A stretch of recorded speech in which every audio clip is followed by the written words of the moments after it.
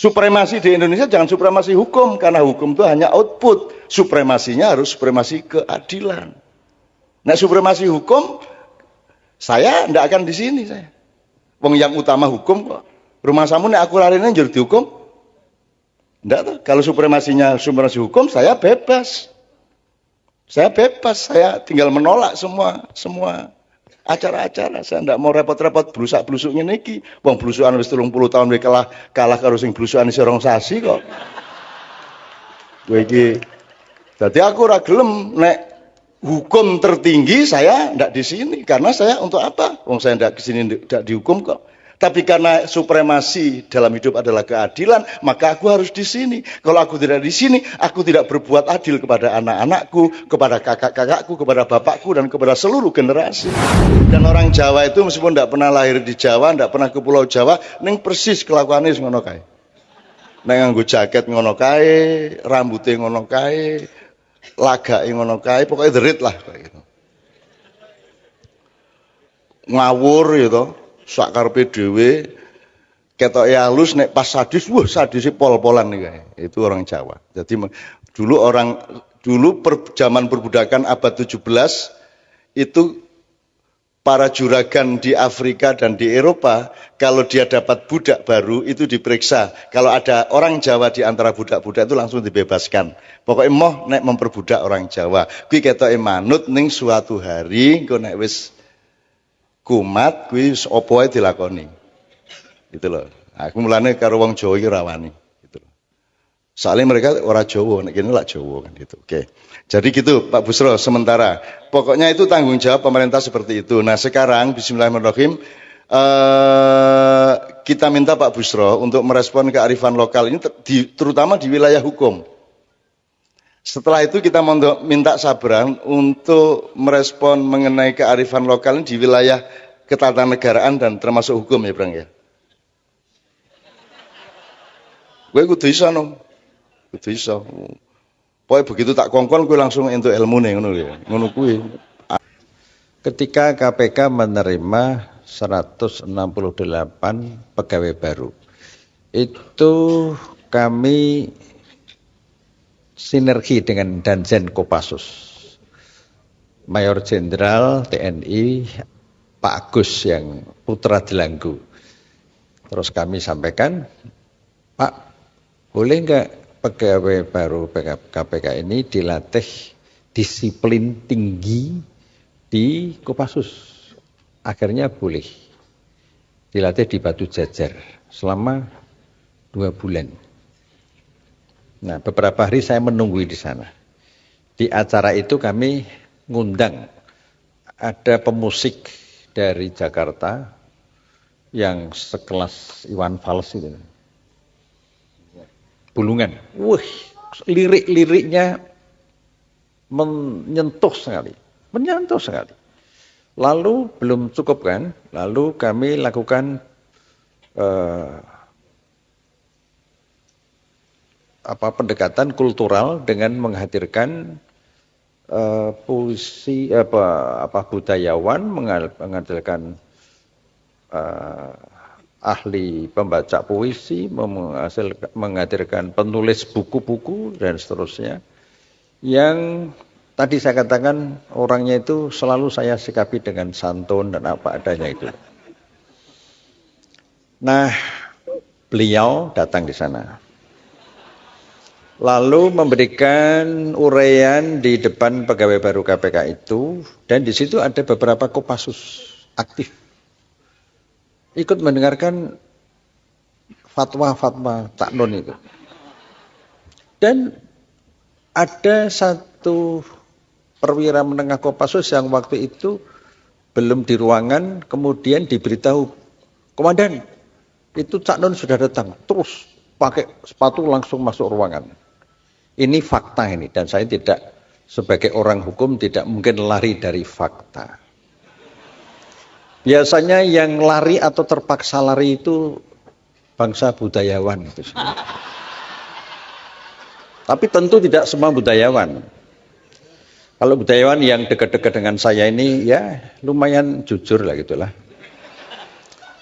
Nah, lalu beliau selama di Kopassus di pelatihan di Batu Jajar itu mengupas lagu Gundul-Gundul Pacul tadi. Nah, teman-teman kantor KPK itu ngomong dengan saya, Pak, ternyata filosofi atau nilai-nilai filosofik dari Gundul-Gundul Pacul itu penuh kearifan, penuh nilai-nilai budaya.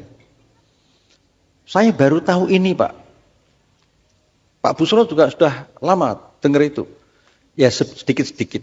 Jadi kagum dengan penjelasan tentang filosofi Gundul-Gundul Pacul tadi. Maka saya tadi bisi-bisi itu mohon kepada beliau supaya dijelaskan. Tapi penjelasannya tidak sempurna. Mungkin grogi ya melihat Fakultas Hukum UI itu. Melihat kampus UI yang kampus tersenior tertua di Indonesia gitu. Sementara beliau tamatan UGM gitu. Yang umurnya lebih junior daripada UII UGM. Apalagi UGM punya makna ganda Universitas Gedung Mantenan. Nah, karena gedungnya disewakan untuk upacara pernikahan-pernikahan. Saya kira pengantar yang menyangkut Cak Nun, sahabat saya yang baik, saya nggak usah tambah panjang-panjang. Saya khawatir nanti dia mutung terus lari gitu loh.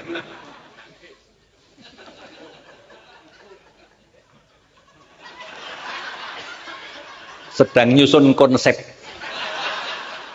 replik duplik, atau mungkin nggak pakai duplik langsung vonis gitu. Maklum nggak pernah belajar hukum tapi deket dengan, makanya saya tadi heran kok merintah anaknya tentang hukum. Loh, lesin hukum kapan woy? Kon anake sak penake dhewe. Agak otoriter ya bapakmu ya. Ya. Ya betul.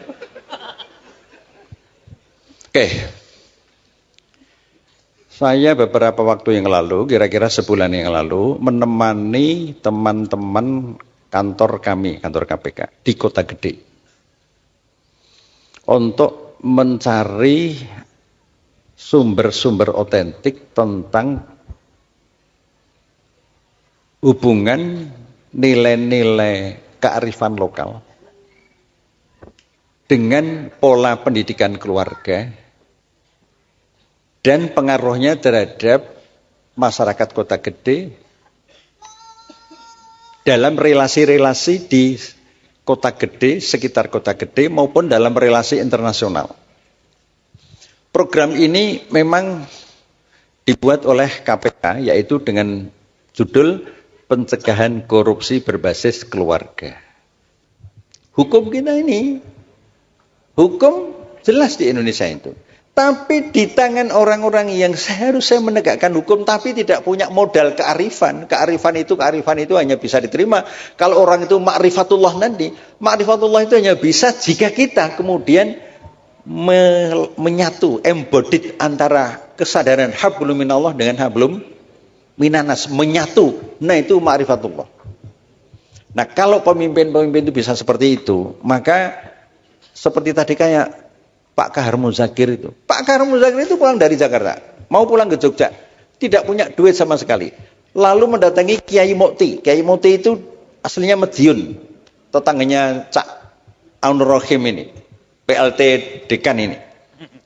Mudah-mudahan jadi dekan. Oh, Dokter Ranyar ada di dekan. Oh. Saya kampanyekan, sudah saatnya Mas Ainur Rohim ini harus jadi dekan. Ya. Nah, kita dorong soal dadi ora dadi, pokoknya kita dorong lah. Tuh, namanya aja Ainur Rohim. Wih, keren. Nah, jadi kembali itu tadi, saya ingin menggambarkan Pak Kahar tadi.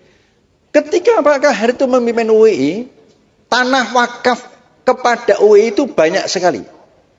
Jadi ada korelasi antara pemimpin dengan kepercayaan masyarakat kepada UII. Tanah ini tanah wakaf. Kalau Anda belum ada yang tahu, ini yang memberikan wakaf Hotel Madukoro. Hotel Madukoro depan ini. Hotel Madukoro ketika waktu masih hidup, menemui Haji A.R. Fakhruddin, Ketua PP Muhammadiyah. Tanah ini akan diberikan pada PP Muhammadiyah. Lalu Pak A.R. Fakhruddin bilang, oh mau diberikan, iya, matur nuwun. Jazakumullah. Tapi Madukoro menyampaikan, Pak, kalau bisa untuk kampus. Nah, waktu itu PP Muhammadiyah belum punya rencana mendirikan kampus. Karena amanatnya untuk kampus, maka Pak R. Fakhruddin menghubungi Pak Kahar Muzakir. Pak Kahar, ada orang mau wakaf tanah untuk kampus. Oh sudah, untuk UI aja. Nah jadilah, ini wakaf ini. Kalau Anda tidak percaya dengan wakaf, yang bolehlah. Ada orang itu wakaf, tapi dikatakan, wah terima kasih Bapak ini sudah memberikan wakaf. Orang itu tidak terima. Saya tidak pernah wakaf. Tapi wakof, wah saking mantapnya wakof. Biasanya orang-orang Madura itu wakof, wakof. Orang Madura Pak Mahfud itu pernah saya tanya, suatu saat ketemu di Jakarta itu, Pak Mahfud kok kakinya agak kurang sedikit. Asam urat ya? Enggak lah, enggak pernah asam urat ini. Ini asam aurat ini, asam auratnya orang Madura ya gitu itulah, asam aurat. Sama aurat. Nah, jadi ini saya menggambarkan, kalau hanya bicara kearifan itu tanpa menunjuk orang itu agak abstrak. Nah, yang saya tunjuk sekarang ini, karena ini konteks UI ya, itu Pak Kahar tadi. Sampai sebelum meninggal rumahnya di Kota Gede itu, sekarang sudah roboh kena gempa kemarin. Keluarganya belum ada yang mampu memperbaiki. Lihat saja. Saya dengan Pak Artijo pernah 2 kali ke sana. Pas siang-siang jam 1 habis zuhur. Ada urusan kampus, kami aktivis waktu itu. Kami selain kuliah juga aktif di kampus waktu itu. Ya. Akhirnya sama Pak Kahar nggak boleh pulang. Harus makan dulu. Jadi setiap mahasiswa yang di sana pas waktunya makan, itu mesti disuguh makan, lalu apa lauknya itu apa adanya itu. Enggak dibeli-belikan macam-macam, apa adanya. Wah, saking ikhlasnya. Kalau enggak mau, dimarahi. Itu marah positif. Coba kalau sekarang ini ada rektor, pernah Pak diundang makan oleh rektor? Pernah pakai duit kampus. Separeng, enggak usah cari-cari rektor. Ini Pak Kahar dulu. Nah, ketika beliau meninggal, yang mengantarkan takziah ke kubur itu Pak On ikut banyak tuh. Jadi persis doa Nabi Ibrahim. Doa Nabi Ibrahim aja berdoa, ya Allah berilah aku hikmah dan masukkan aku ke dalam golongan orang-orang yang saleh. Jadikanlah aku ketika nanti meninggal itu buah tutur yang baik bagi generasi berikutnya. Nah Pak Kahar itu salah satunya. Contoh yang lain banyak. Banyak, nggak usah satu persatu. Nanti waktunya habis. Tadi 1 jam lebih sudah Cak Nun, jadi saya nggak akan menandingi. Kesimpulannya apa? Karena ini Fakultas Hukum. Walaupun yang hadir juga di luar Fakultas Hukum banyak. Itu bagus juga. Hukum itu tidak akan tegak kalau tidak didasarkan kepada moral. Moral itu tidak ada kalau penegak hukum itu tidak punya wisdom, kearifan, tidak punya budaya-budaya asli, budaya otentik. Budaya otentik itu budaya yang bersumber pada otentisitas manusia, manusia yang fitrah. Manusia yang fitrah itu ialah yang memiliki kolbun, sumber iman, sumber kejujuran, mempunyai akal budi. Wujudnya adalah amal-amal yang bermanfaat. Itu wujudnya. Maka kalau tadi di awal saya mengatakan terima kasih pada Cak Nun dan Kiai Kanjeng. Grup seperti ini itu nilainya tinggi sekali. Makanya pernah kami undang di ulang tahun KPK setahun yang lalu. Di KY juga pernah. Malah 2 kali ya.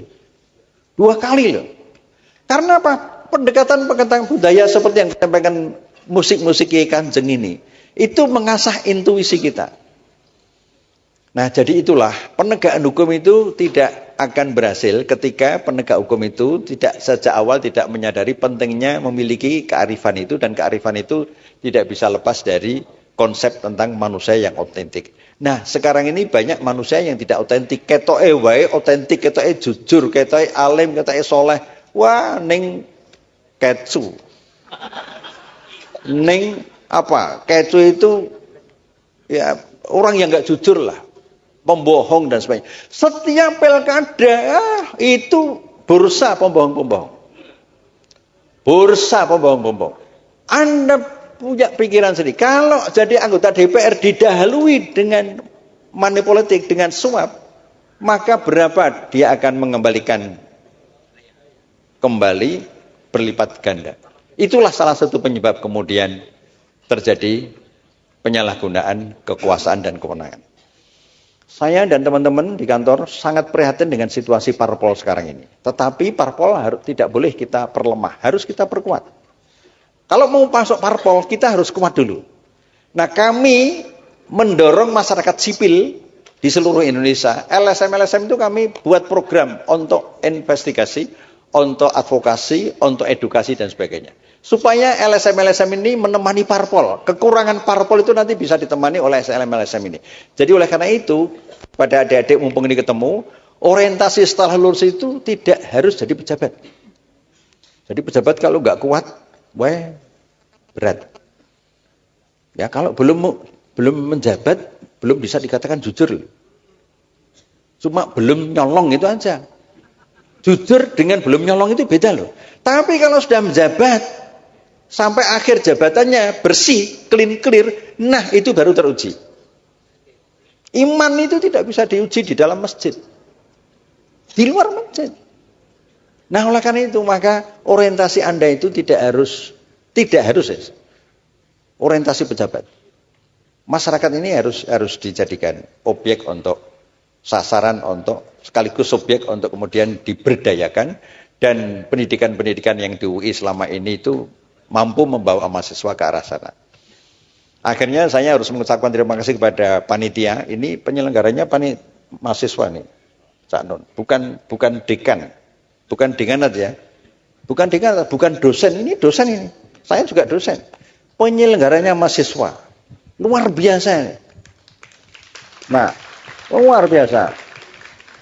Kalau perlu jangan hanya sekali ini aja, mungkin suatu saat kita juga bisa mengundang budayawan yang lain. Nanti saya bantu, apakah itu Kang Sobari. Ini yang saya ajak ini Kang Puji, Ustadz kondang. Tapi dia nggak mau disebut Ustadz. Khawatir nanti kalau disebut Ustadz, lalu masna wasulasa warubah. Nah, kalau di Jakarta Ustadz itu sedang mengalami degradasi kepercayaan. Karena ada al-ustad, ada al-fustun. Nah, ini masalahnya di situ. Nah, ini Kang Puji itu nggak mau disebut ustad. Namanya Kang itu aja, jadi merayat. Kayak tukang batu aja, Kang Paimin, Kang Paijo. Ini Kang Puji. Mungkin nanti perlu diberi waktu untuk ya ceramah sedikit, speak gitu loh. Saya tidak akan membantah Cak Nun. Yang disampaikan tadi benar semuanya. Ya, kecuali yang tidak.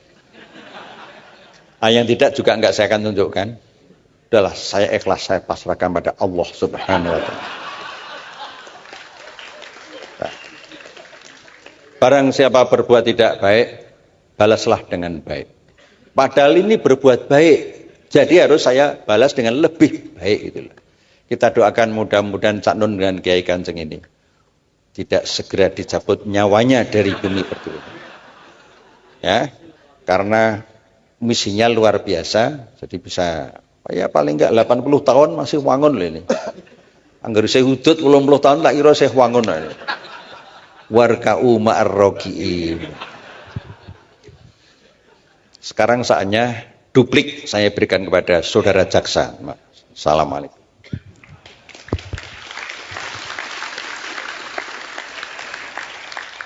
Tidak ada kebahagiaan melebihi membiarkan diri dihina-hina oleh sahabatnya sendiri. Teman-teman sekalian gini ya, malam ini kalau bisa apa yang dibilang sama Pak Busrom, contoh konkret mengenai betapa wakul ngelimpang tadi itu kalau dihitung ya, orang-orang yang diamanati kita bayar untuk nyunggi wakul, mengantarkan kesejahteraan rohani jasmani kepada rakyat, tapi akhirnya malah diditili dewe utawa wakulnya digelimpangke atau bahkan dijual deh. dijual ke luar negeri. Dan itu contohnya sangat banyak. Kalau kita ngomong secara kuantitatif mengenai gelimbangnya Wakul ini, saya kira Anda tidak akan pernah bisa semangat lagi membangun Indonesia. Karena tingkat korupsi pencuriannya itu surabain-bain. Wukeh tenan. Banyak sekali.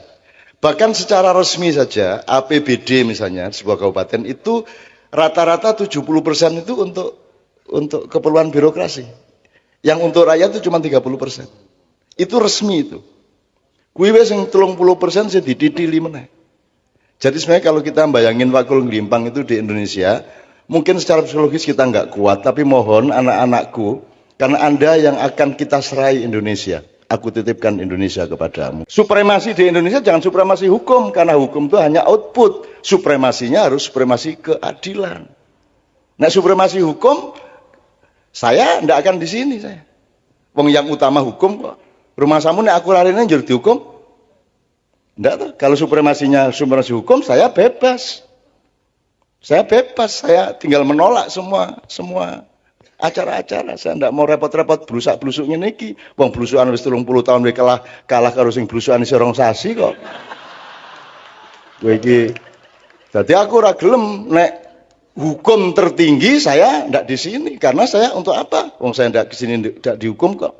Tapi karena supremasi dalam hidup adalah keadilan, maka aku harus di sini. Kalau aku tidak di sini, aku tidak berbuat adil kepada anak-anakku, kepada kakak-kakakku, kepada bapakku, dan kepada seluruh generasi.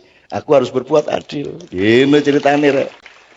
Gusti Allah iki nguji kowe, kita ke swarga supaya kamu teruji bahwa kamu tidak akan memalingkan wajahmu dari Allah hanya karena iming-iming surga. Kalau ini surga, ini Allah, Anda jangan ngelihat ke sini, tapi lihatlah ke sini. Kan gitu. Tauhid itu menghadapkan wajahmu kepada Allah. Diiming-iming surga kayak apapun, kamu tidak akan terpengaruh karena engkau bertauhid kepada Allah.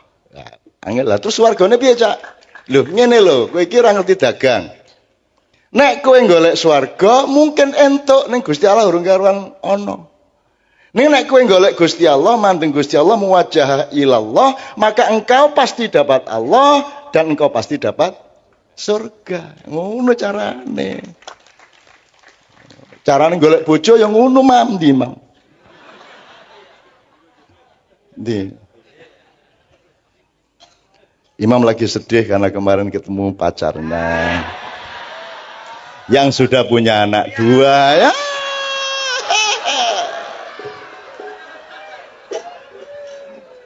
Walah, serap pemaham. Nasibmu. Nombo yo wis lho Mam, ngono kok isih diangen-angen gitu. Wis ta? Wis isih mesem jajal. Wis mesem. Oh wingi tegang tenan e. Kene ngrobokan wingi ya. Tegang tenan lah kok moro mak bejudul. Oh. Terus langsung romantis kae. Njur wajah piye kae. Kowe mama wis ora pantes kowe iki ngono-ngono. Oke, bismillah. Sabrang itu sahabat saya sejak kecil. Bahwa dia anak saya itu kan casting dari Tuhan. Tapi nanti dia menghadap Tuhan sendirian, saya juga sendirian. Jadi anak bapak itu cobaan kata Allah. Pada dasarnya, pada hakikatnya nanti begitu kita semua bersama Allah, itu kita ketawa-ketawa sendiri. Oh, kowe biyen dadi anakku to kan gitu. Oh, kowe biyen bapakku to. Wah, kok kowe lho bapakku mbiyen ngono kowe. Itu ana kuwi bayi nang apa sebabe bayi iki nangis iki sok-sok ya mergo kaget lho kok kuwi bapakku ngono kowe. Jarene kuwi. Saya sama Sabrang ini kan diminta untuk ikut ngurusin U19. Kesebelasan U19. Jadi Anda tahu ancaman untuk kemurnian kesebelasan sepak bola di tengah kapitalisme dan perjudian sepak bola kan luar biasa besar. Maka kita kurung benar agar supaya selama mereka masih jadi kesebelasan U19 itu benar-benar terlindung dari faktor-faktor lain. Nah, salah satunya lagunya Sabrang dan Leto akan menjadi pipi, jelasin sendiri Brang. Karena segera akan launching bersama Indra Safri ya. Dari pertemuan kemarin ya sebenarnya tidak direncanakan, kita memang senang sama U19, kita bikin sebuah lagu yang berjudul Hati Garuda. Terus waktu ngobrol-ngobrol mau dijadikan anthem U19. dan kita dengan senang hati monggo. Terus nanti insya Allah kita launching biar ada di radio, di RBT, di musik online store, dan semua hasilnya haknya itu buat U19. Sama sekali nggak ngambil. Terus ini untuk perjuangan urusannya gitu. Oke, masuk ke area tadi, tapi sebenarnya saya mau ngomong sebuah local wisdom ini. Mbok iya mbok ora. Di sini yang udah menikah banyak. Yang belum menikah angkat tangan. Banyak, oke. Kalau untuk laki-laki itu pernah dengar bahwa laki-laki itu dibagi jadi 3 T. Wisdom itu. Ini Mas Imam masuk T yang mana ini? Kalau T yang pertama itu yang sudah menikah dan punya anak, namanya tuo. Dituakan sama anaknya. Kan gitu, ada yang menuakan, ada yang manggil bapak. Yang kedua sudah menikah belum punya anak, namanya tahu. Karena sudah tahu. Yang ketiga yang belum menikah namanya taek.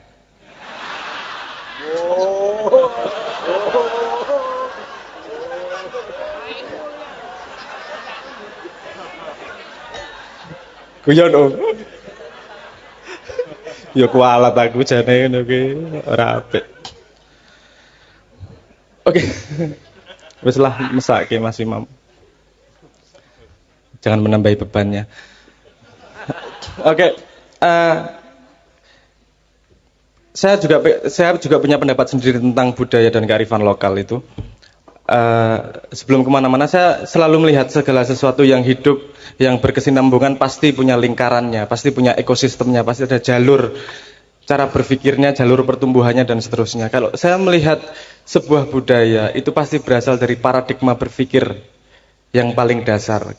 Kalau mau kita ngomong budaya lokal, local wisdom, kita ngomong budaya yang sesungguhnya itu kan output dari cara paradigma berpikir, cara berpikir. Misalnya saya kasih contoh gini, ketika paradigmanya berpikir adalah materialisme, mencari harta sebanyak-banyaknya, perilaku para koruptor adalah wajar, karena cara berpikirnya memang mencari barang sebanyak-banyaknya. Kearifannya akan datang ke kalimat ini, misalnya dengan modal sesedikit-sedikitnya, mendapat keuntungan sebanyak-banyaknya. Itu pada cara dari paradigma berpikir materialisme, itu kearifan yang sangat arif. Loh, karena dasar paradigmanya adalah mencari untung sebanyak-banyaknya. Kan gitu. Tapi masalahnya kenapa itu semakin buruk? Karena manusia sendiri tidak mencari kedalaman kebenaran akan kearifan tersebut. Iki sing koruptor iki, yang katanya dunia modern ekonomi, itu juga nggak berpikir mereka, karena mereka melanggar cara berpikirnya sendiri. Saya kasih contoh begini, kalau ini ekonomi dhisik ya, nanti ke hukum. Ke ekonomi. Misalnya begini. Ada yang tahu hukum investasi enggak? Bukan hukum lah, maksudnya garis-garis besar investasi. Investasi itu meletakkan harta kita atau sesuatu pokoknya kepemilikan kita untuk diusahakan, kan gitu, untuk menghasilkan sesuatu. Untuk diputarkan. Nah, hukum investasi kan pasti kita sebelum menginvestasi ke suatu tempat, pasti kita punya banyak informasi tentang sesuatu itu. Nah, informasi semakin pasti, keputusan kita akan investasi juga semakin pasti. Kalau informasinya masih kira-kira, rumor dan seterusnya, kita juga tidak 100% menginvestasikan barang kita. Jadi itu tergantung kepastian. Kenapa saya ngomong orang modern tidak konsisten? Dalam hidup manusia itu, yang pasti itu mati. Mesti mati. Tapi kok nggak ada yang investasi untuk kematiannya ya? Itu kan, kue jari ini modern yang ra logis ya. Itu hukummu sendiri ya. Ora dilakoni dhewe piye to iki? Nah, itu mungkin entah pendidikan kita, entah budaya kita yang sudah seperti itu, sehingga kita tidak punya naluri untuk mendalami, untuk mencari akarnya seperti apa. Kalau kita paham bahwa kita harus mencari dasarnya paradigma apa sehingga menghasilkan percikan bunga-bunga kearifan lokal kalimat seperti ini. Kalau kita ini harus mencari, waktu yang paling tepat adalah sekarang. Kalau mau memperbaiki Indonesia, generasi muda, waktu berpihak pada generasi muda. Karena yang tua-tua nanti pasti diambil. Dan ketika yang muda masih meneruskan budaya yang tua, jangan harap ada perubahan. Kamu nggak usah demo, nggak usah apa ya. Kamu bertahan dengan kearifanmu, bertahan dengan akarmu dan mencari tahu. Ketika sewaktunya memegang, kamu akan mengembalikan Indonesia. Saya itu ingin ngiming-ngimingi aja kepada teman-teman Fakultas Hukum ya. Jadi misalnya kita kasih bahan dari Pak Agus Sunyoto ya. Ini teman saya penelitian. Jadi misalnya pasal hukum Kalingga itu 179. Itu bisa kita pelajari satu persatu supaya kita ngerti paradigmanya pada waktu itu. 179 pasal tentang seluruh hal.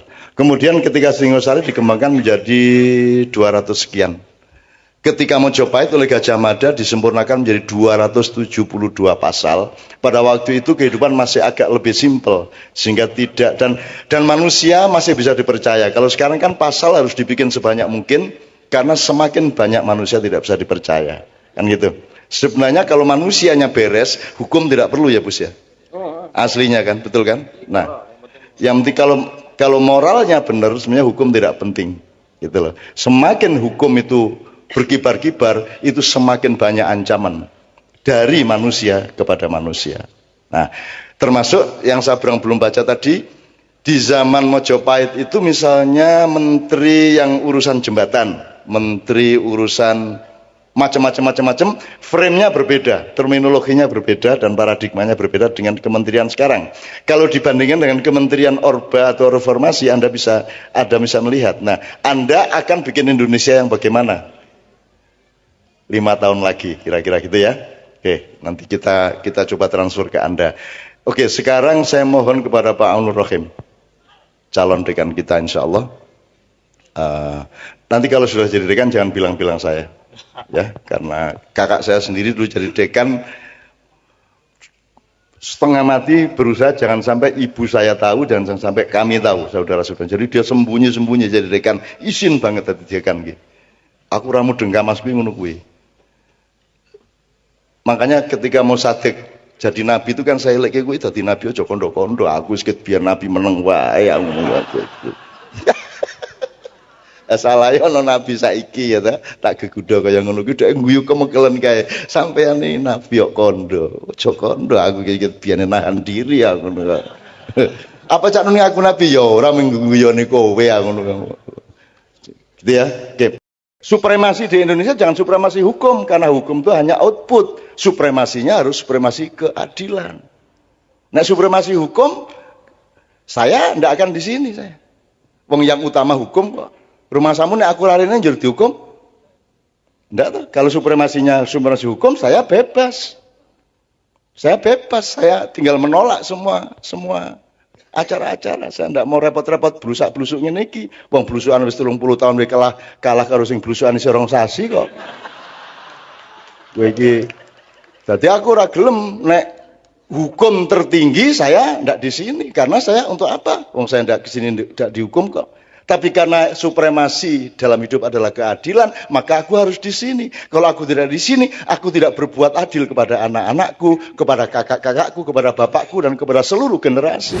Dan orang Jawa itu meskipun tidak pernah lahir di Jawa, tidak pernah ke Pulau Jawa, ning persis kelakuannya ngono kae. Nek nganggo jaket ngono kae, rambutnya ngono kae, lagake ngono kae, pokoknya derit lah kayak gitu. Ngawur gitu. Sak karepe dhewe ketoke halus, nek pas sadis, wah sadise pol-polan nih kayak. Itu orang Jawa. Jadi dulu zaman perbudakan abad 17 itu para juragan di Afrika dan di Eropa, kalau dia dapat budak baru itu diperiksa. Kalau ada orang Jawa di antara budak-budak itu langsung dibebaskan. Pokoknya moh nek memperbudak orang Jawa. Kuwi ketoke manut ning suatu hari engko nek wis kumat kuwi apa wae dilakoni. Gitu loh. Aku mulane karo wong Jawa iki rawani gitu loh. Soalnya mereka orang Jawa, nek kene lak Jawa kan gitu. Oke. Jadi gitu Pak Busro sementara. Pokoknya itu tanggung jawab pemerintah seperti itu. Nah, sekarang bismillahirrahmanirrahim kita minta Pak Busro untuk merespon kearifan lokal ini terutama di wilayah hukum. Setelah itu kita minta Sabran untuk merespon mengenai kearifan lokal di wilayah ketatanegaraan dan termasuk hukum ya, Brang ya. Gue kudu iso no. Kudu iso. Pokoknya begitu tak kongkon gue langsung entuk ilmune ngono ya. Ngono kuwi.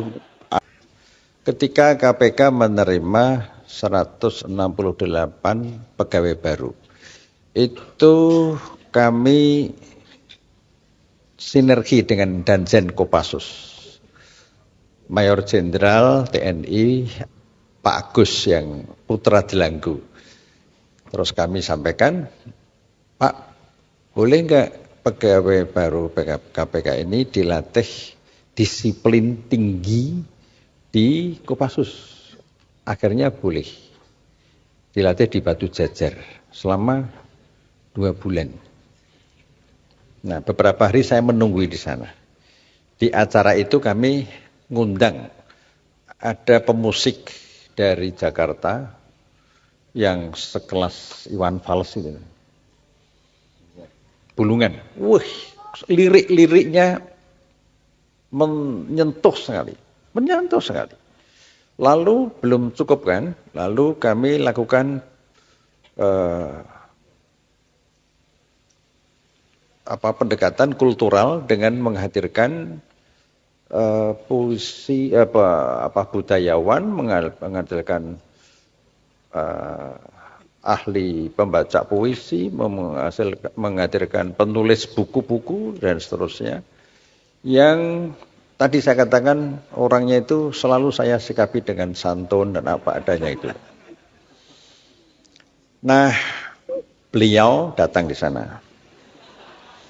Lalu memberikan uraian di depan pegawai baru KPK itu, dan di situ ada beberapa Kopassus aktif. Ikut mendengarkan fatwa-fatwa Cak Nun itu. Dan ada satu perwira menengah Kopassus yang waktu itu belum di ruangan, kemudian diberitahu, Komandan, itu Cak Nun sudah datang, terus pakai sepatu langsung masuk ruangan. Ini fakta ini, dan saya tidak sebagai orang hukum tidak mungkin lari dari fakta. Biasanya yang lari atau terpaksa lari itu bangsa budayawan itu. Tapi tentu tidak semua budayawan. Kalau budayawan yang dekat-dekat dengan saya ini ya lumayan jujur lah gitulah. Nah, lalu beliau selama di Kopassus di pelatihan di Batu Jajar itu mengupas lagu Gundul-Gundul Pacul tadi. Nah, teman-teman kantor KPK itu ngomong dengan saya, Pak, ternyata filosofi atau nilai-nilai filosofik dari Gundul-Gundul Pacul itu penuh kearifan, penuh nilai-nilai budaya. Saya baru tahu ini, Pak. Pak Busro juga sudah lama dengar itu. Ya sedikit-sedikit. Jadi kagum dengan penjelasan tentang filosofi Gundul-Gundul Pacul tadi. Maka saya tadi bisi-bisi itu mohon kepada beliau supaya dijelaskan. Tapi penjelasannya tidak sempurna. Mungkin grogi ya melihat Fakultas Hukum UI itu. Melihat kampus UI yang kampus tersenior tertua di Indonesia gitu. Sementara beliau tamatan UGM itu. Yang umurnya lebih junior daripada UII UGM. Apalagi UGM punya makna ganda Universitas Gedung Mantenan. Nah, karena gedungnya disewakan untuk upacara pernikahan-pernikahan. Saya kira pengantar yang menyangkut Cak Nun, sahabat saya yang baik, saya nggak usah tambah panjang-panjang. Saya khawatir nanti dia mutung terus lari gitu loh.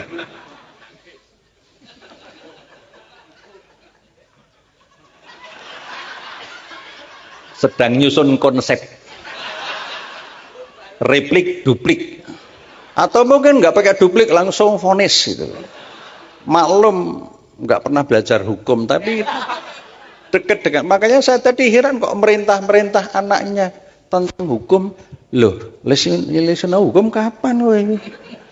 Karena kon anake sak penake dhewe. Agak otoriter ya bapakmu ya. Ya. Oh iya betul. Oke. Saya beberapa waktu yang lalu, kira-kira sebulan yang lalu, menemani teman-teman kantor kami, kantor KPK, di Kota Gede. Untuk mencari sumber-sumber otentik tentang hubungan nilai-nilai kearifan lokal dengan pola pendidikan keluarga dan pengaruhnya terhadap masyarakat Kota Gede dalam relasi-relasi di Kota Gede, sekitar Kota Gede maupun dalam relasi internasional. Program ini memang dibuat oleh KPK, yaitu dengan judul Pencegahan Korupsi Berbasis Keluarga. Hukum kita ini, hukum jelas di Indonesia itu. Tapi di tangan orang-orang yang seharusnya menegakkan hukum tapi tidak punya modal kearifan. Kearifan itu hanya bisa diterima kalau orang itu ma'rifatullah nanti. Ma'rifatullah itu hanya bisa jika kita kemudian menyatu, embodied antara kesadaran hablum minallah dengan hablum minanas, menyatu. Nah, itu ma'rifatullah. Nah, kalau pemimpin-pemimpin itu bisa seperti itu, maka seperti tadi kayak Pak Kahar Muzakir itu. Pak Kahar Muzakir itu pulang dari Jakarta, mau pulang ke Jogja, tidak punya duit sama sekali. Lalu mendatangi Kiai Mukti. Kiai Mukti itu aslinya Madiun, tetangganya Cak Aunur Rohim ini, PLT dekan ini. Mudah-mudahan jadi dekan. Oh, Dokter Ranyar ada di dekan. Oh. Saya kampanyekan, sudah saatnya Mas Ainur Rohim ini harus jadi dekan. Ya, nah, kita dorong soal dadi ora dadi, pokoknya kita dorong lah. Tuh, namanya aja Ainur Rohim, wih, keren. Nah, jadi kembali itu tadi, saya ingin menggambarkan Pak Kahar tadi. Ketika Pak Kahar itu memimpin UII, tanah wakaf kepada UII itu banyak sekali. Jadi ada korelasi antara pemimpin dengan kepercayaan masyarakat kepada UII. Tanah ini tanah wakaf. Kalau Anda belum ada yang tahu, ini yang memberikan wakaf Hotel Madukoro. Hotel Madukoro depan ini. Hotel Madukoro ketika waktu masih hidup menemui Haji A.R. Fakhruddin, Ketua PP Muhammadiyah. Tanah ini akan diberikan pada PP Muhammadiyah. Lalu Pak A.R. Fakhruddin bilang, oh mau diberikan, iya, matur nuwun. Jazakumullah. Tapi Madukoro menyampaikan, Pak, kalau bisa untuk kampus. Nah, waktu itu PP Muhammadiyah belum punya rencana mendirikan kampus. Karena amanatnya untuk kampus, maka Pak A.R. Fakhruddin menghubungi Pak Kahar Muzakir. Pak Kahar, ada orang mau wakaf tanah untuk kampus. Oh sudah, untuk UI aja. Nah jadilah, ini wakaf ini. Kalau Anda tidak percaya dengan wakaf, yang bolehlah. Ada orang itu wakaf tapi dikatakan, wah terima kasih Bapak ini sudah memberikan wakaf. Orang itu tidak terima. Saya tidak pernah wakaf, tapi wakof. Wah, saking mantapnya, wakof. Biasanya orang-orang Madura itu wakof. Wakof. Orang Madura Pak Mahfud itu pernah saya tanya. Suatu saat ketemu di Jakarta itu, Pak Mahfud kok kakinya agak kurang sedikit. Asam urat ya? Enggak lah. Enggak pernah asam urat ini. Ini asam aurat ini, asam auratnya orang Madura ya gitu itulah. Asam aurat. Sama aurat. Nah, jadi ini saya menggambarkan, kalau hanya bicara kearifan itu tanpa menunjuk orang itu agak abstrak. Nah, yang saya tunjuk sekarang ini, karena ini konteks UI ya, itu Pak Kahar tadi. Sampai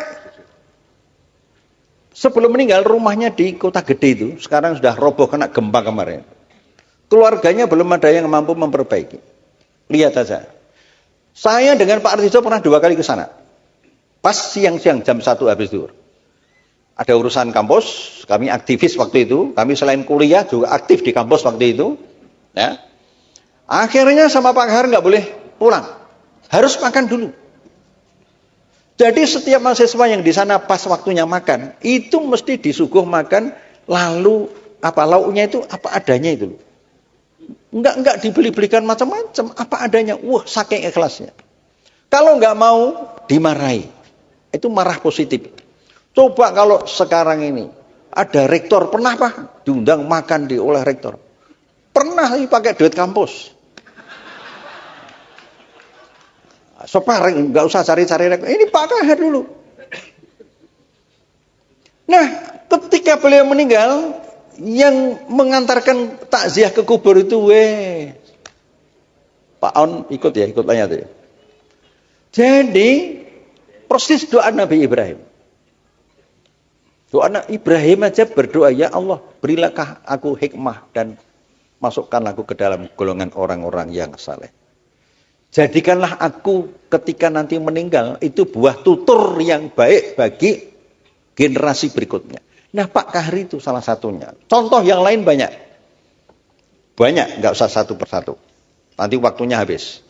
Tadi 1 jam lebih sudah Cak Nun, jadi saya nggak akan menandingi. Kesimpulannya apa? Karena ini Fakultas Hukum. Walaupun yang hadir juga di luar Fakultas Hukum banyak, itu bagus juga. Hukum itu tidak akan tegak kalau tidak didasarkan kepada moral. Moral itu tidak ada kalau penegak hukum itu tidak punya wisdom, kearifan, tidak punya budaya-budaya asli, budaya otentik. Budaya otentik itu budaya yang bersumber pada otentisitas manusia, manusia yang fitrah.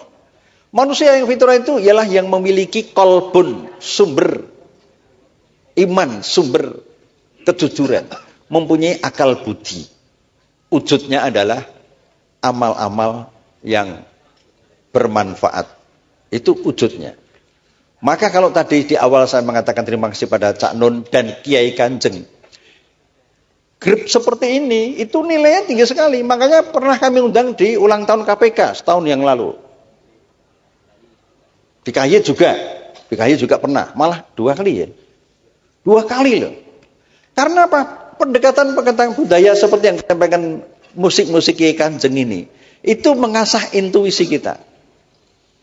Nah, jadi itulah penegakan hukum itu tidak akan berhasil ketika penegak hukum itu tidak sejak awal tidak menyadari pentingnya memiliki kearifan itu, dan kearifan itu tidak bisa lepas dari konsep tentang manusia yang otentik. Nah, sekarang ini banyak manusia yang tidak otentik, ketoke wae otentik, ketoke jujur, ketoke alim, ketoke soleh. Wah, ning kecu. Ning apa? Kecu itu ya orang yang nggak jujur lah, pembohong dan sebagainya. Setiap pilkada itu bursa pembohong-pembohong. Bursa pembohong-pembohong. Anda punya pikiran sendiri. Kalau jadi anggota DPR didahului dengan money politik, dengan suap, maka berapa dia akan mengembalikan kembali berlipat ganda. Itulah salah satu penyebab kemudian terjadi penyalahgunaan kekuasaan dan kewenangan. Saya dan teman-teman di kantor sangat prihatin dengan situasi parpol sekarang ini. Tetapi parpol tidak boleh kita perlemah, harus kita perkuat. Kalau mau masuk parpol, kita harus kuat dulu. Nah, kami mendorong masyarakat sipil di seluruh Indonesia. LSM itu kami buat program untuk investigasi, untuk advokasi, untuk edukasi dan sebagainya. Supaya LSM ini menemani parpol. Kekurangan parpol itu nanti bisa ditemani oleh LSM ini. Jadi oleh karena itu, pada adik-adik mumpung ini ketemu, orientasi setelah lulus itu tidak harus jadi pejabat. Jadi pejabat kalau nggak kuat, berat. Ya kalau belum menjabat, belum bisa dikatakan jujur. Cuma belum nyolong itu aja. Jujur dengan belum nyolong itu beda loh. Tapi kalau sudah menjabat, sampai akhir jabatannya bersih, clear, nah itu baru teruji. Iman itu tidak bisa diuji di dalam masjid, di luar masjid. Nah oleh karena itu maka orientasi Anda itu tidak harus orientasi pejabat. Masyarakat ini harus dijadikan objek untuk sasaran, untuk sekaligus subjek untuk kemudian diberdayakan, dan pendidikan-pendidikan yang di UI selama ini itu mampu membawa mahasiswa ke arah sana. Akhirnya saya harus mengucapkan terima kasih kepada panitia. Ini penyelenggaranya mahasiswa nih, Cak Nun. Bukan dekan. Bukan dekanat ya. Bukan dekanat, bukan dosen. Ini dosen ini. Saya juga dosen. Penyelenggaranya mahasiswa. Luar biasa. Nah, luar biasa. Kalau perlu jangan hanya sekali ini aja, mungkin suatu saat kita juga bisa mengundang budayawan yang lain. Nanti saya bantu, apakah itu Kang Sobari. Ini yang saya ajak ini Kang Puji, Ustadz kondang. Tapi dia nggak mau disebut Ustadz. Khawatir nanti kalau disebut Ustadz, lalu masna wasulasa warubah. Nah, kalau di Jakarta Ustadz itu sedang mengalami degradasi kepercayaan. Karena ada al-ustad, ada al-fustun. Nah, ini masalahnya di situ.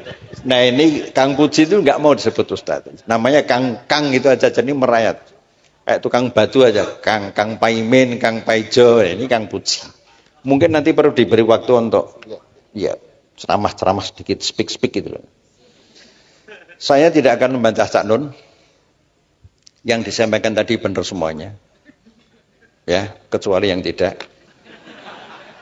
Yang tidak juga enggak saya akan tunjukkan. Udahlah, saya ikhlas, saya pasrahkan pada Allah Subhanahu wa Ta'ala. Nah. Barang siapa berbuat tidak baik, balaslah dengan baik. Padahal ini berbuat baik, jadi harus saya balas dengan lebih baik gitu loh. Kita doakan mudah-mudahan Cak Nun dengan Kiai Kanjeng ini tidak segera dicabut nyawanya dari bumi pertiwi. Ya, karena misinya luar biasa, jadi bisa ya paling enggak 80 tahun masih wangun loh ini. Angger saya hudud 80 tahun tak kira saya wangun loh ini. Warka'u ma'ar-roki'in. Sekarang saatnya duplik saya berikan kepada saudara jaksa. Assalamualaikum.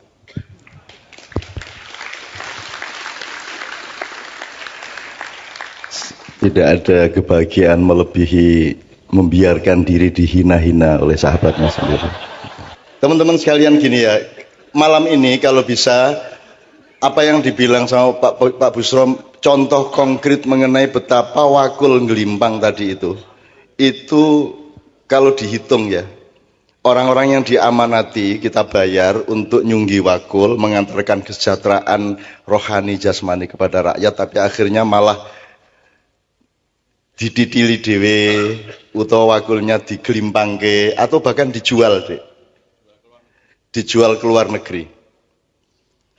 Dan itu contohnya sangat banyak. Kalau kita ngomong secara kuantitatif mengenai gelimpangnya wakul ini, saya kira Anda tidak akan pernah bisa semangat lagi membangun Indonesia karena tingkat korupsi pencuriannya itu surabayan-bayan, wukeh tenan. Banyak sekali.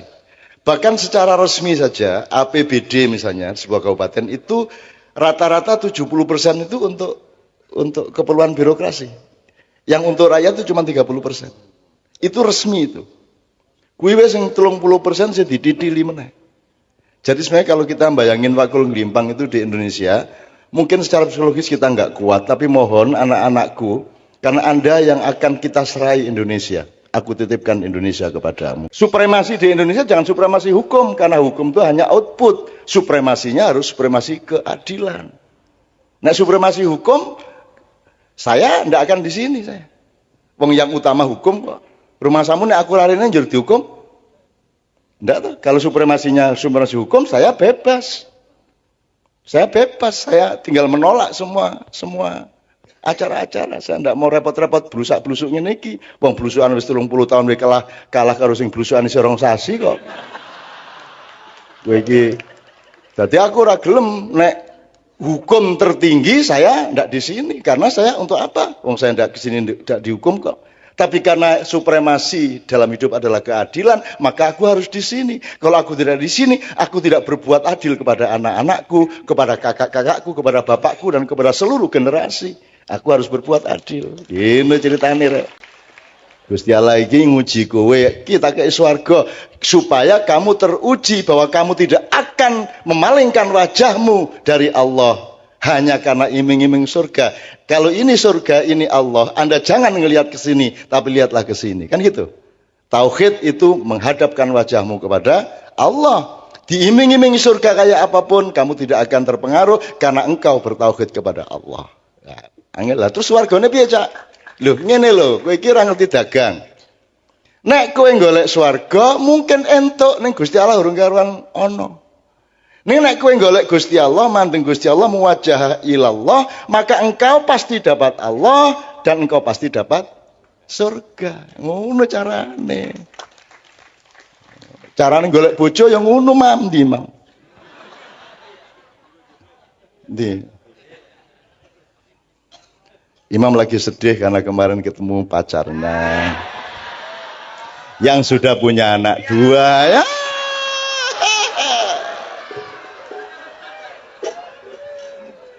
Walah, serapu pemamam. Nasibmu.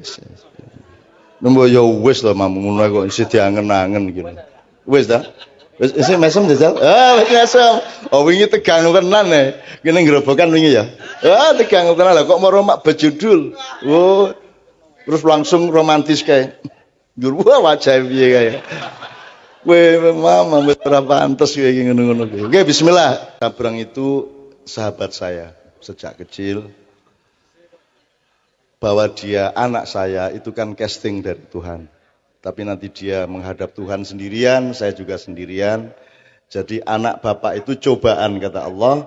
Pada dasarnya, pada hakikatnya nanti begitu kita semua bersama Allah, itu kita ketawa-ketawa sendiri. Oh kok biar dadi anakku toh kan gitu. Oh kok biar bapakku toh. Wah kok kowe lho bapakku biyen ngono kowe.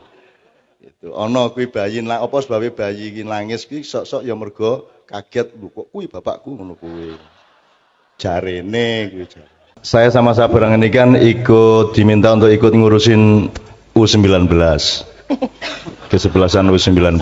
Jadi Anda tahu ancaman untuk kemurnian kesebelasan sepak bola di tengah kapitalisme dan perjudian sepak bola kan luar biasa besar. Maka kita kurung benar agar supaya selama mereka masih jadi kesebelasan U19 itu benar-benar terlindung dari faktor-faktor lain. Nah salah satunya lagunya Sabrang dan Leto akan menjadi pipi, jelasin sendiri Brang, karena segera akan launching bersama Indra Safri ya. Dari pertemuan kemarin ya sebenarnya tidak direncanakan, kita memang senang sama U19, kita bikin sebuah lagu yang berjudul Hati Garuda. Terus waktu ngobrol-ngobrol mau dijadikan anthem U19 dan kita dengan senang hati monggo. Terus nanti insya Allah kita launching biar ada di radio, di RBT, di musik online store dan semua hasilnya haknya itu buat U19. Sama sekali nggak ngambil. Terus ini untuk perjuangan urusannya gitu. Oke, masuk ke area tadi, tapi sebenarnya saya mau ngomong sebuah local wisdom ini. Mbok iya mbok ora. Di sini yang udah menikah banyak. Yang belum menikah angkat tangan. Banyak, oke. Kalau untuk laki-laki itu pernah dengar bahwa laki-laki itu dibagi jadi 3 T. Wisdom itu. Ini Mas Imam masuk T yang mana ini? Kalau T yang pertama itu yang sudah menikah dan punya anak, namanya tuwo. Dituakan sama anaknya. Kan gitu, ada yang menuakan, ada yang manggil bapak. Yang kedua sudah menikah belum punya anak, namanya tahu, karena sudah tahu. Yang ketiga yang belum menikah namanya taek.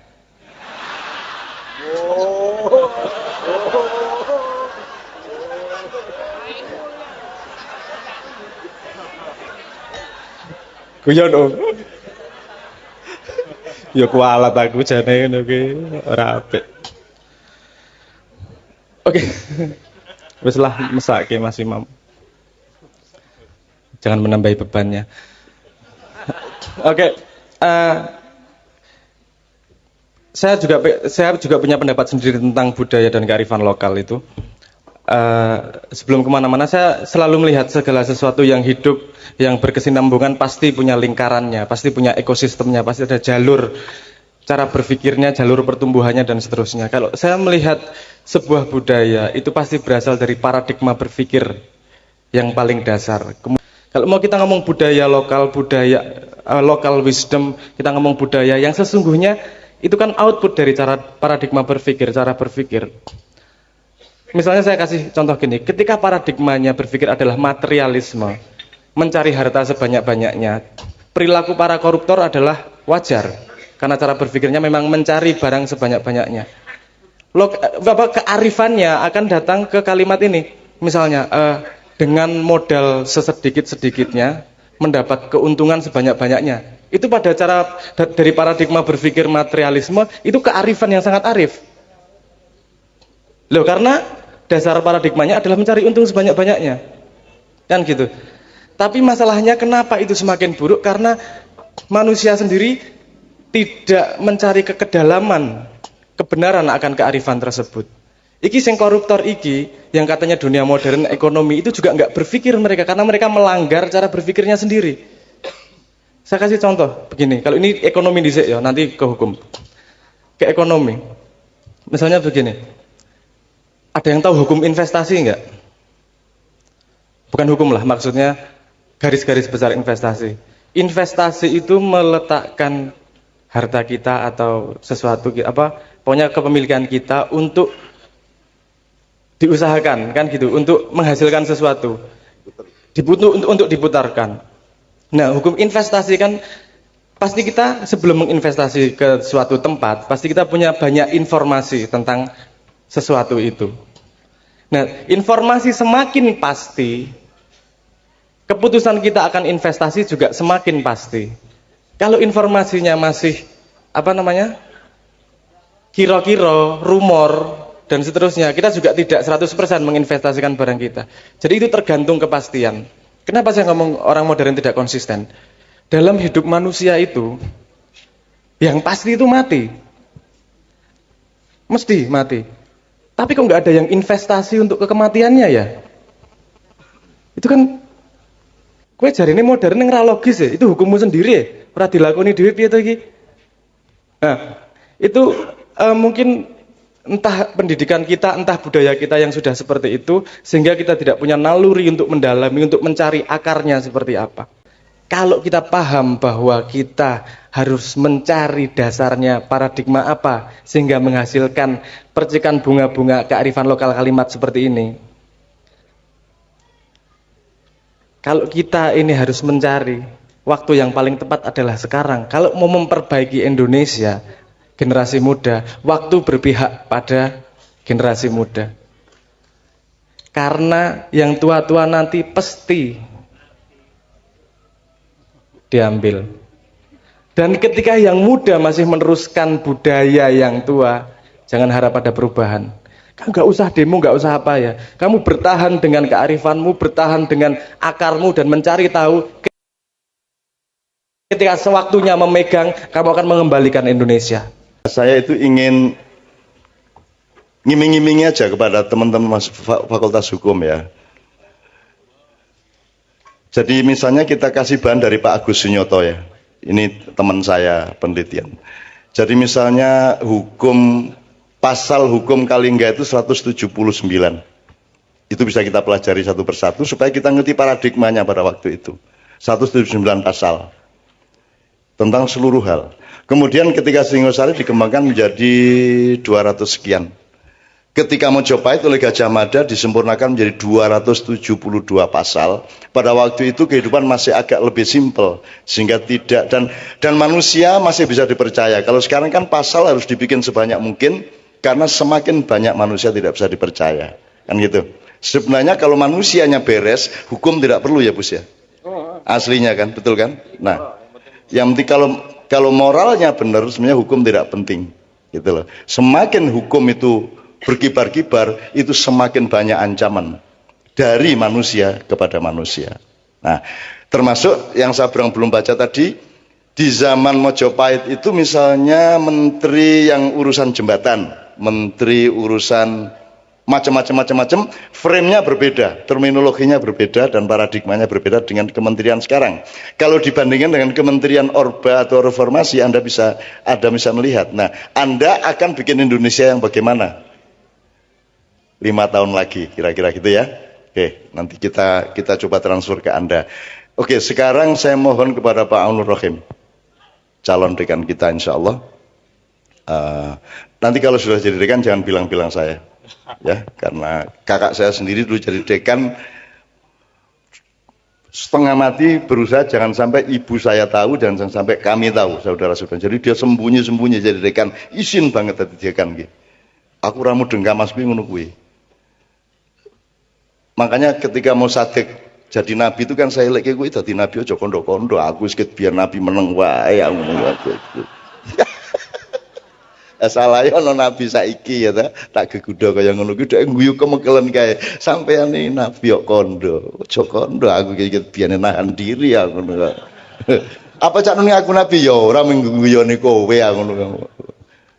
Gitu ya. Oke. Supremasi di Indonesia jangan supremasi hukum, karena hukum itu hanya output. Supremasinya harus supremasi keadilan. Nah, supremasi hukum saya ndak akan di sini saya. Wong yang utama hukum kok. Rumah samu nek aku larine njur dihukum. Ndak tuh. Kalau supremasi hukum saya bebas. Saya bebas, saya tinggal menolak semua acara-acara. Saya ndak mau repot-repot blusak-blusuk ngene iki. Wong blusukan wis 30 tahun wis kalah karo sing blusukan isih rong sasi kok. Kowe iki dadi aku ora gelem nek hukum tertinggi saya ndak di sini, karena saya untuk apa? Wong saya ndak kesini ndak dihukum kok. Tapi karena supremasi dalam hidup adalah keadilan, maka aku harus di sini. Kalau aku tidak di sini, aku tidak berbuat adil kepada anak-anakku, kepada kakak-kakakku, kepada bapakku, dan kepada seluruh generasi. Dan orang Jawa itu meskipun tidak pernah lahir di Jawa, tidak pernah ke Pulau Jawa, ning persis kelakuannya ngono kae. Nek nganggo jaket ngono kae, rambutnya ngono kae, lagake ngono kae, pokoknya derit lah kayak gitu. Ngawur gitu. Sak karepe dhewe ketoke halus, nek pas sadis, wah sadise pol-polan nih kayak. Itu orang Jawa. Jadi dulu zaman perbudakan abad 17 itu para juragan di Afrika dan di Eropa, kalau dia dapat budak baru itu diperiksa. Kalau ada orang Jawa di antara budak-budak itu langsung dibebaskan. Pokoknya moh nek memperbudak orang Jawa. Kuwi ketoke manut ning suatu hari engko nek wis kumat kuwi apa wae dilakoni. Gitu loh. Aku mulane karo wong Jawa iki rawani gitu. Soalnya mereka orang Jawa, nek kene lak Jawa kan gitu. Oke. Jadi gitu Pak Busro sementara. Pokoknya itu tanggung jawab pemerintah seperti itu. Nah, sekarang bismillahirrahmanirrahim kita minta Pak Busro untuk merespon kearifan lokal ini terutama di wilayah hukum. Setelah itu kita minta Sabran untuk merespon mengenai kearifan lokal di wilayah ketatanegaraan dan termasuk hukum ya Bang ya. Gue kudu iso no. Kudu iso. Pokoknya begitu tak kongkon gue langsung entuk ilmune ngono ya. Ngono kuwi. Ketika KPK menerima 168 pegawai baru, itu kami sinergi dengan Danjen Kopassus, Mayor Jenderal TNI Pak Agus yang putra Delanggu. Terus kami sampaikan, Pak, boleh enggak pegawai baru KPK ini dilatih disiplin tinggi di Kopassus? Akhirnya boleh dilatih di Batu Jajar selama 2 bulan. Nah, beberapa hari saya menunggu di sana. Di acara itu kami ngundang ada pemusik dari Jakarta yang sekelas Iwan Fals itu. Bulungan. Wih, lirik-liriknya menyentuh sekali. Lalu belum cukup kan? Lalu kami lakukan pendekatan kultural dengan menghadirkan puisi budayawan, menghadirkan ahli pembaca puisi, menghadirkan penulis buku-buku dan seterusnya. Yang tadi saya katakan orangnya itu selalu saya sikapi dengan santun dan apa adanya itu. Nah, beliau datang di sana. lalu memberikan uraian di depan pegawai baru KPK itu, dan di situ ada beberapa Kopassus aktif ikut mendengarkan fatwa-fatwa Cak Nun itu. Dan ada satu perwira menengah Kopassus yang waktu itu belum di ruangan, kemudian diberitahu, "Komandan, itu Cak Nun sudah datang." Terus pakai sepatu langsung masuk ruangan. Ini fakta ini, dan saya tidak, sebagai orang hukum tidak mungkin lari dari fakta. Biasanya yang lari atau terpaksa lari itu bangsa budayawan. Tapi tentu tidak semua budayawan. Kalau budayawan yang dekat-dekat dengan saya ini ya lumayan jujur lah gitulah. Nah, lalu beliau selama di Kopassus di pelatihan di Batu Jajar itu menyanyi, mengupas lagu Gundul-Gundul Pacul tadi. Nah, teman-teman kantor KPK itu ngomong dengan saya, "Pak, ternyata filosofi atau nilai-nilai filosofik dari Gundul-Gundul Pacul itu penuh kearifan, penuh nilai-nilai budaya." Saya baru tahu ini, Pak. Pak Busro juga sudah lama dengar itu. Ya sedikit-sedikit. Jadi kagum dengan penjelasan tentang filosofi Gundul-Gundul Pacul tadi. Maka saya tadi bisi-bisi itu mohon kepada beliau supaya dijelaskan. Tapi penjelasannya tidak sempurna. Mungkin grogi ya melihat Fakultas Hukum UI itu. Melihat kampus UI yang kampus tersenior tertua di Indonesia gitu. Sementara beliau tamatan UGM itu. Yang umurnya lebih junior daripada UI UGM. Apalagi UGM punya makna ganda, Universitas Gedung Mantenan. Nah, karena gedungnya disewakan untuk upacara pernikahan-pernikahan. Saya kira pengantar yang menyangkut Cak Nun, sahabat saya yang baik, saya nggak usah tambah panjang-panjang. Saya khawatir nanti dia mutung terus lari gitu loh.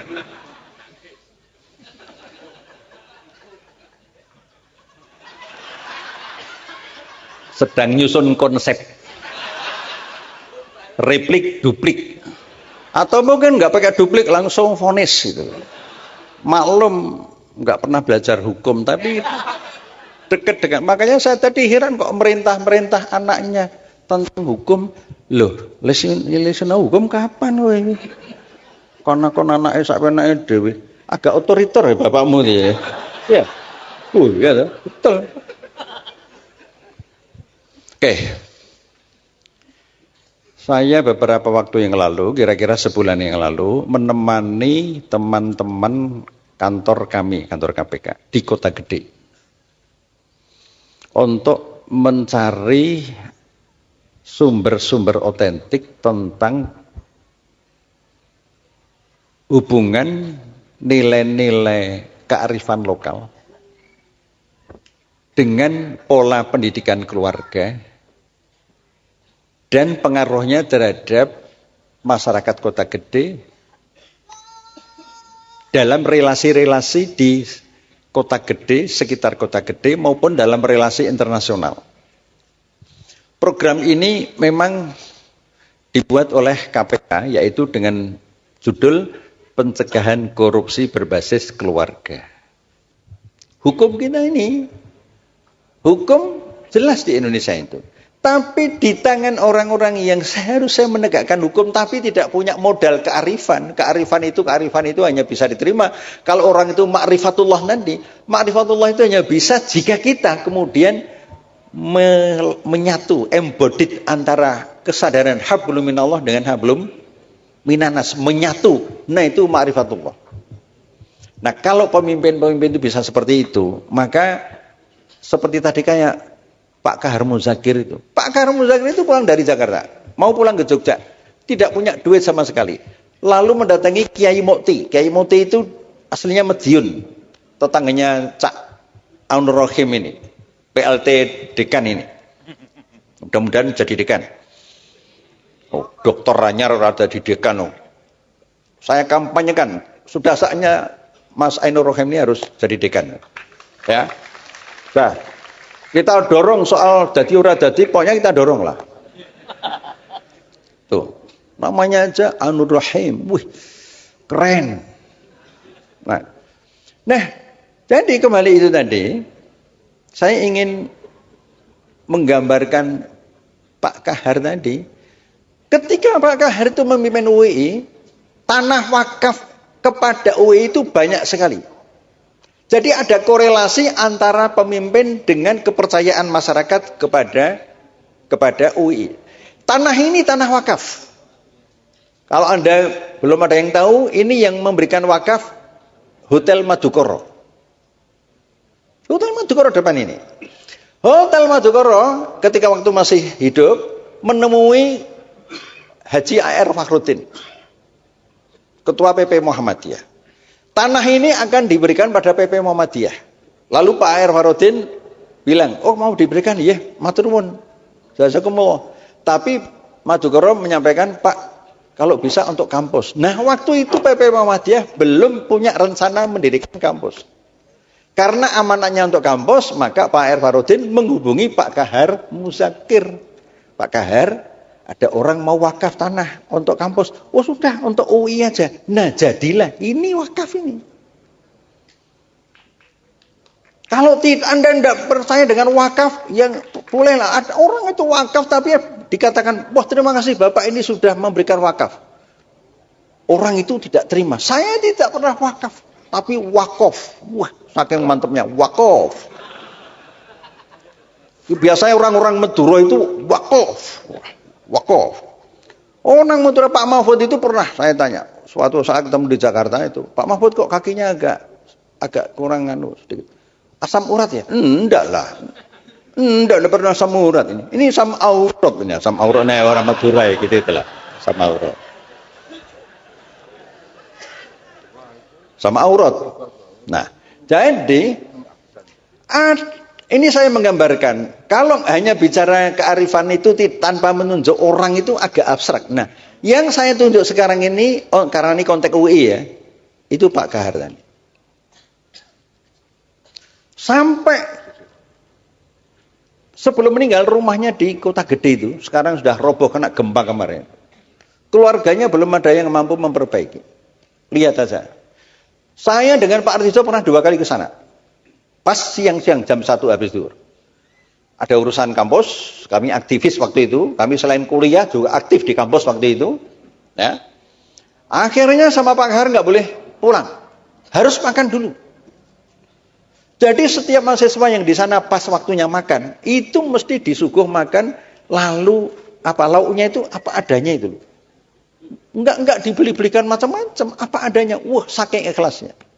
Kalau nggak mau dimarahi. Itu marah positif. Coba kalau sekarang ini ada rektor, pernah Pak diundang makan oleh rektor? Pernah pakai duit kampus. Sopareng, nggak usah cari-cari rektor. Ini Pak Kahar dulu. Nah, ketika beliau meninggal, yang mengantarkan takziah ke kubur itu, Pak On ikut tanya tuh. Jadi persis doa Nabi Ibrahim. Doa Nabi Ibrahim aja berdoa, ya Allah, berilah aku hikmah dan masukkan aku ke dalam golongan orang-orang yang saleh. Jadikanlah aku ketika nanti meninggal itu buah tutur yang baik bagi generasi berikutnya. Nah, Pak Kahar itu salah satunya. Contoh yang lain banyak. Banyak, nggak usah satu persatu. Nanti waktunya habis. Tadi 1 jam lebih sudah Cak Nun, jadi saya nggak akan menandingi. Kesimpulannya apa? Karena ini Fakultas Hukum. Walaupun yang hadir juga di luar Fakultas Hukum banyak, itu bagus juga. Hukum itu tidak akan tegak kalau tidak didasarkan kepada moral. Moral itu tidak ada kalau penegak hukum itu tidak punya wisdom, kearifan, tidak punya budaya-budaya asli, budaya otentik. Budaya otentik itu budaya yang bersumber pada otentisitas manusia, manusia yang fitrah. Manusia yang fitrah itu ialah yang memiliki kolbun, sumber iman, sumber kejujuran, mempunyai akal budi. Wujudnya adalah amal-amal yang bermanfaat. Itu wujudnya. Maka kalau tadi di awal saya mengatakan terima kasih pada Cak Nun dan Kiai Kanjeng, grup seperti ini itu nilainya tinggi sekali. Makanya pernah kami undang di ulang tahun KPK setahun yang lalu. Di KY juga pernah, malah 2 kali ya. 2 kali loh. Karena apa? Pendekatan budaya seperti yang disampaikan musik-musik Kiai Kanjeng ini, itu mengasah intuisi kita. Nah, jadi itulah penegakan hukum itu tidak akan berhasil ketika penegak hukum itu tidak sejak awal tidak menyadari pentingnya memiliki kearifan itu, dan kearifan itu tidak bisa lepas dari konsep tentang manusia yang otentik. Nah, sekarang ini banyak manusia yang tidak otentik, ketoke wae otentik, ketoke jujur, ketoke alim, ketoke soleh. Wah, ning kecu. Ning apa? Kecu itu ya orang yang enggak jujur lah. Pembohong dan sebagainya. Setiap pilkada itu bursa pembohong-pembohong. Bursa pembohong-pembohong. Anda punya pikiran sendiri. Kalau jadi anggota DPR didahului dengan money politik, dengan suap, maka berapa dia akan mengembalikan kembali berlipat ganda. Itulah salah satu penyebab kemudian terjadi penyalahgunaan kekuasaan dan kewenangan. Saya dan teman-teman di kantor sangat prihatin dengan situasi parpol sekarang ini. Tetapi parpol tidak boleh kita perlemah, harus kita perkuat. Kalau mau masuk parpol, kita harus kuat dulu. Nah, kami mendorong masyarakat sipil di seluruh Indonesia. LSM-LSM itu kami buat program untuk investigasi, untuk advokasi, untuk edukasi dan sebagainya. Supaya LSM-LSM ini menemani parpol. Kekurangan parpol itu nanti bisa ditemani oleh LSM-LSM ini. Jadi oleh karena itu, pada adik-adik mumpung ini ketemu, orientasi setelah lulus itu tidak harus jadi pejabat.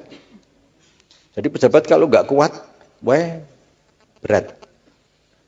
Ya kalau belum menjabat, belum bisa dikatakan jujur. Cuma belum nyolong itu aja. Jujur dengan belum nyolong itu beda loh. Tapi kalau sudah menjabat, sampai akhir jabatannya bersih, clear, nah itu baru teruji. Iman itu tidak bisa diuji di dalam masjid, di luar masjid. Nah oleh karena itu maka orientasi Anda itu tidak harus orientasi pejabat. Masyarakat ini harus dijadikan objek untuk sasaran, untuk sekaligus objek untuk kemudian diberdayakan, dan pendidikan-pendidikan yang di UI selama ini itu mampu membawa mahasiswa ke arah sana.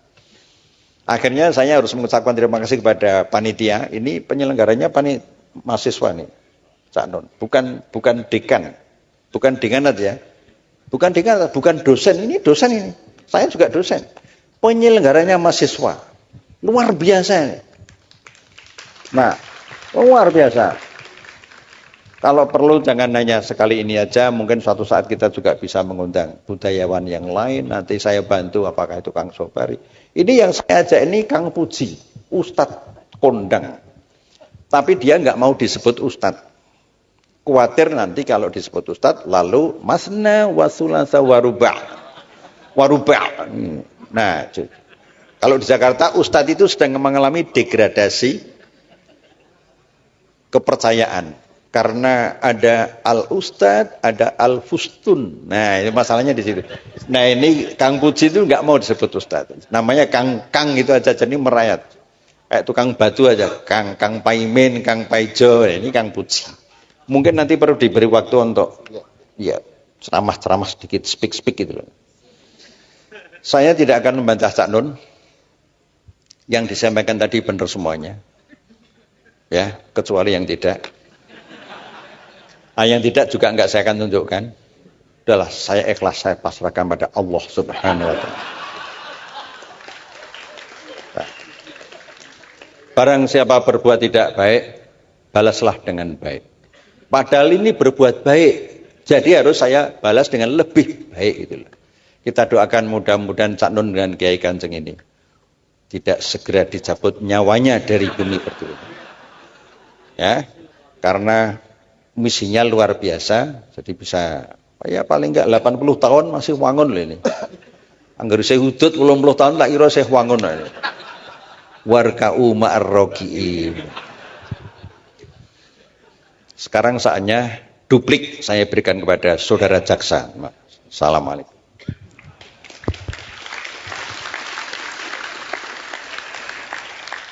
Tidak ada kebahagiaan melebihi membiarkan diri dihina-hina oleh sahabatnya sendiri.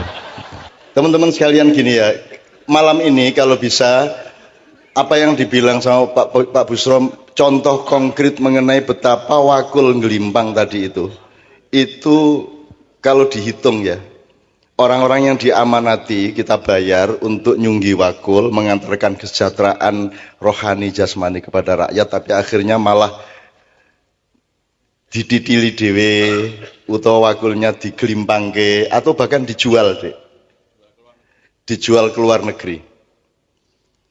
Dan itu contohnya sangat banyak. Kalau kita ngomong secara kuantitatif mengenai gelimpangnya wakul ini, saya kira Anda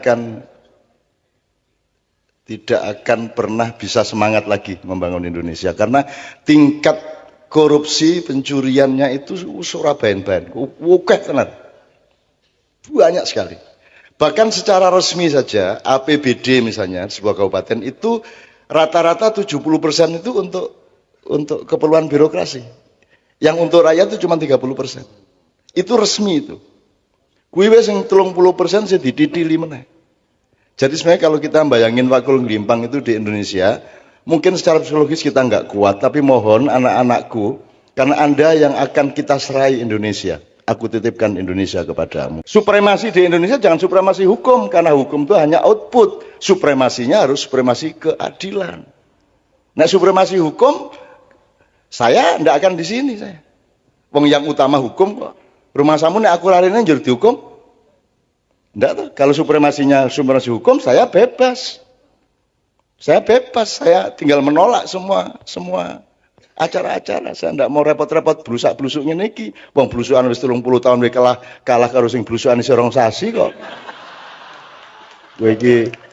Dadi aku ora gelem nek hukum tertinggi saya ndak di sini, karena saya untuk apa? Wong saya ndak ke sini ndak dihukum kok. Tapi karena supremasi dalam hidup adalah keadilan, maka aku harus di sini. Kalau aku tidak di sini, aku tidak berbuat adil kepada anak-anakku, kepada kakak-kakakku, kepada bapakku, dan kepada seluruh generasi. Aku harus berbuat adil. Ini ceritanya rek. Gusti Allah iki nguji kowe, kita ke swarga supaya kamu teruji bahwa kamu tidak akan memalingkan wajahmu dari Allah hanya karena iming-iming surga. Kalau ini surga, ini Allah, Anda jangan ngelihat ke sini, tapi lihatlah ke sini. Kan gitu. Tauhid itu menghadapkan wajahmu kepada Allah. Diiming-iming surga kayak apapun, kamu tidak akan terpengaruh karena engkau bertauhid kepada Allah. Nah, angel lah. Terus wargane piye, Cak? Loh, ngene lho, kowe iki ora ngerti dagang. Nek kowe golek swarga, mungkin entuk ning Gusti Allah urung karuan ana. Nek kowe golek Gusti Allah, mandeng Gusti Allah, muwajjah ilallah, maka engkau pasti dapat Allah dan engkau pasti dapat surga. Ngono carane. Carane golek bojo yang ngono mandi, Mam. Ndi. Imam lagi sedih karena kemarin ketemu pacarnya yang sudah punya anak 2 ya.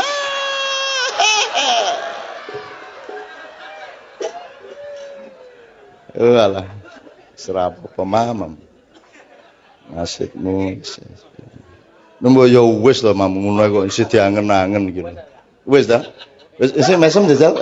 Wis mesem. Oh wingi tegang tenan e. Kene ngrobokan wingi ya. Tegang tenan lah kok moro mak bejudul. Oh. Terus langsung romantis kayak. Njur wajah piye kae.